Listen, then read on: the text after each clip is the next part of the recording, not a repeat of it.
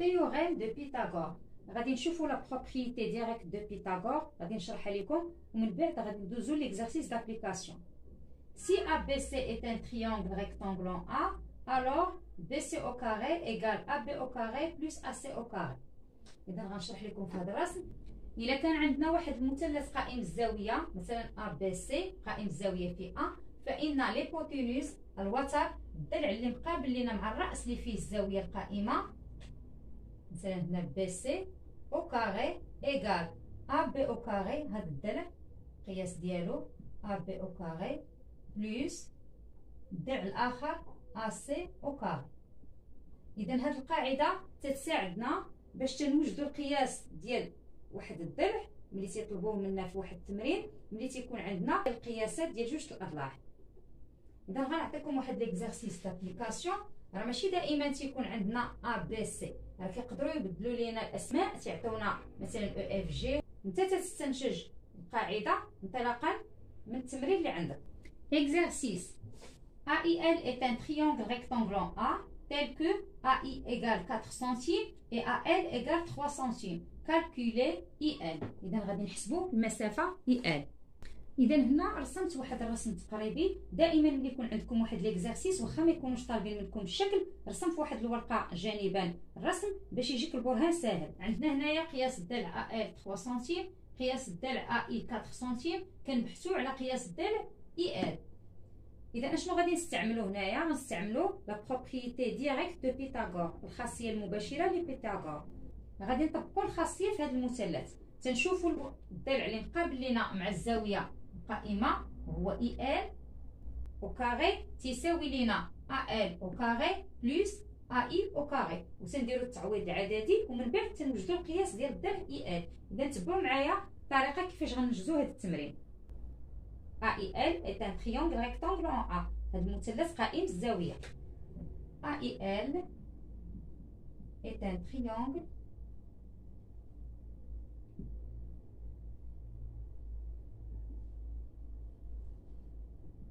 rectangle en A.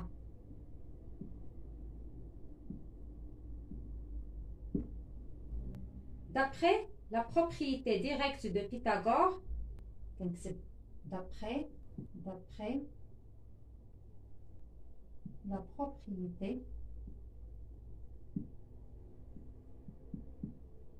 directe خاصية مباشرة de Pythagore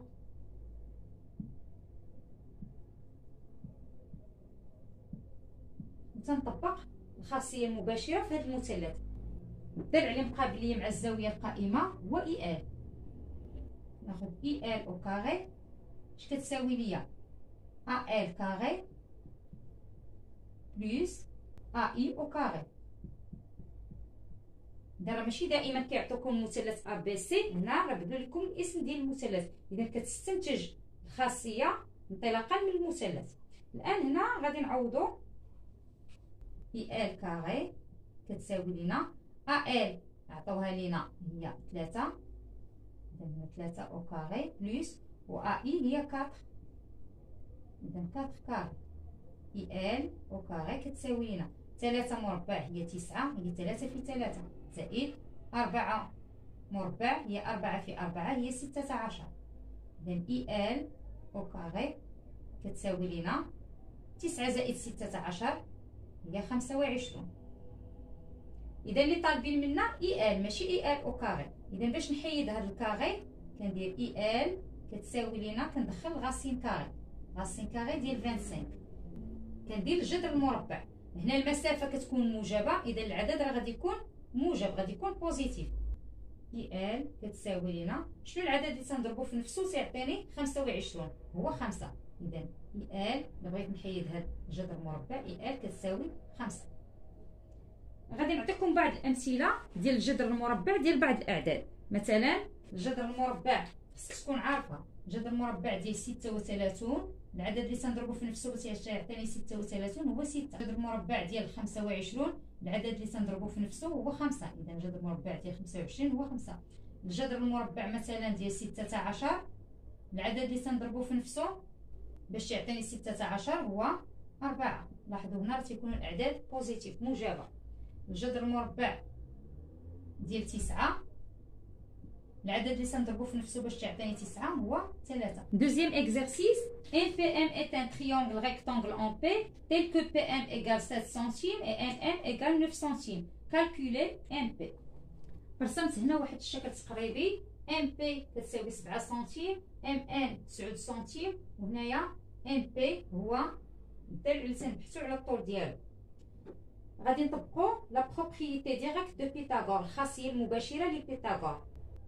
ملي تنبغي نكتب البرهان اول شيء تنكتب MNP est un triangle rectangle en P. MNP عاد من بعد تنطبق الخاصيه وتندير التعويض العددي. est un triangle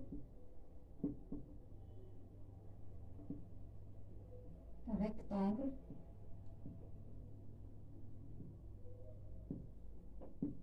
en P. D'après la propriété directe de Pythagore, ضروري نكتب بأنه قائم الزاوية ثم هاد لا phrase d'après la propriété directe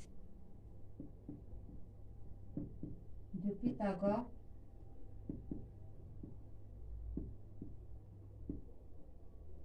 نطبقوا الآن la propriété directe de Pythagore. الضلع اللي مقابل ليا مع الرأس اللي فيه الزاوية القائمة هو MN. MN أو كاري تساوي ليا MP أو كاري زائد MP أو كاري. الآن غادي ندير التعويض العددي. MN هي 9 أو كاري كتساوي MP، غادي نعوضها ب7 أو كاري زائد MP هي اللي تنبحث عليها. 9 في 9 هي 81 كتساوي 7 أو كاري. 7 في 7 هي 49 زائد MP أو كاري. هنا بحال عندكم إيكواسيون معادلة، إذا غادي نخلي MP اللي تنبحث عليه هنايا. هنا عندي 81 49 غادي نخرجها للطرف الآخر. إذا هنا راه بحال عندي زائد مسبوقة بزائد، يعني ملي غادي نحولها غادي تولي مسبوقة بناقص. 81 ناقص 49 كتساوي لينا 32. إذا MP أو كاري إيكال 32. إذا غادي ندير MP هنا أو كاري نبدل تساوي 32. إذا MP اش كتساوي لينا؟ غادي نكمل لكم هنا. MP كتساوي لينا بغينا نتخلصوا من هذا المربع غندخلو الجذر المربع، كتساوي لينا راسين كاري ديال 32. إلا حسبتو بالكالكولاتريس غتعطيكم MP تقريبا 5.65 سنتيم. خديت جوج الارقام من ورا الفاصله. ريسيبروك دو تيوريم دو بيتاغور. غادي نشوفوا الان الخاصيه العكسيه لبيتاغور. كتساعدنا هذه الخاصيه باش تنبرهنوا على ان واحد المثلث راه قائم الزاويه. Si ABC est un triangle tel que BC au carré égale AB au carré plus AC au carré, alors ABC est rectangle en A.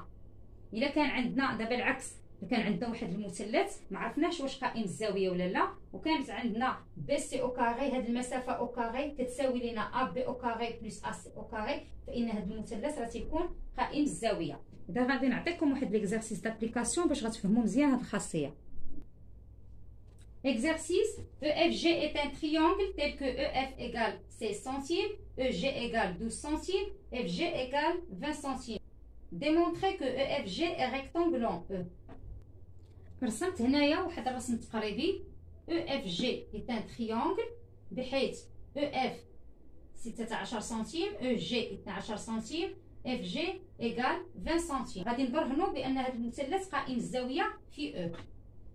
غادي نطبقوا الخاصية اللي شفتوا دابا، الخاصية العكسية لبيتاغور.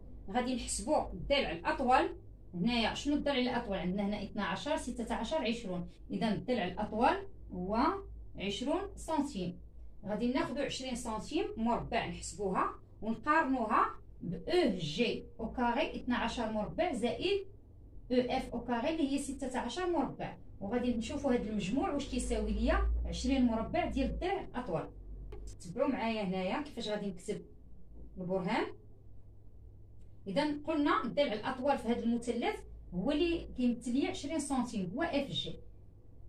FG est le plus grand côté du triangle EFG. نكتب FG تناخذ الضلع الأطول تنبدا به هو الأول. FG est le plus grand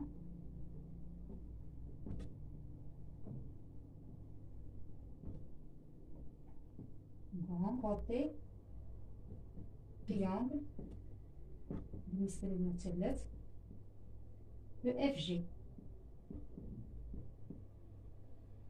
Comparons غادي نقارنو FG au carré ثم EG au carré plus EF au carré. Comparons غادي نقارنو FG au carré et EG au carré plus زائد EF au carré. لاحظوا ملي كترسموا واحد الرسم تقريبي الا كانوا ما طالبينش منكم ترسموا الرسم في التمرين اذا تيساعدكم باش كتنجزوا البرهان بطريقه سهله. اذا غادي نحسبوا اف جي او كاري وغادي نحسبوا هذا المجموع وغادي نقارنوهم. الا لقيناهم متساويين يعني انه هذا المثلث راه قائم الزاويه، ما لقيناهمش متساويين يعني المثلث راه ماشي قائم الزاويه. اذا اول شيء غادي نحسب اف جي او كاري. اف جي شحال عاطينها ليا؟ هي اطول ضلع هي 20 مربع، 20 في 20 هي 400. ثم غادي نحسب او جي او كاري بلس او اف او كاري. او جي غادي نعوض او جي هي شحال؟ او جي هي 12 او كاري زائد او اف هي 16 او كاري. 12 في 12 هي 144 زائد 16 او كاري هي 16 في 16 هي 256. إلا حسبنا هذا المجموع 144 زائد 256 غادي نلقاو هو 400. إذا لقينا اف جي او كاري égal كتساوي لينا او جي او كاري plus او اف كاري. Donc d'après la réciproque de Pythagore, le triangle EFG est un triangle rectangle en E. Donc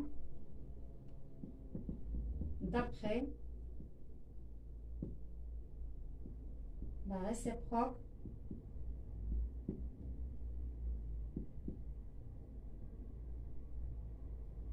de Pythagore,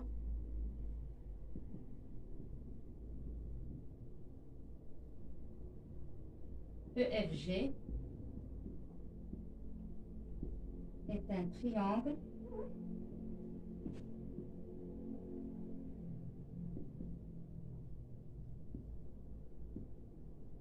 rectangle en E قائم الزاوية في E. كنتمنى تكونوا فهمتوا هذه الحصة ونتلاقاو في لا فيديو الجاي ان شاء الله.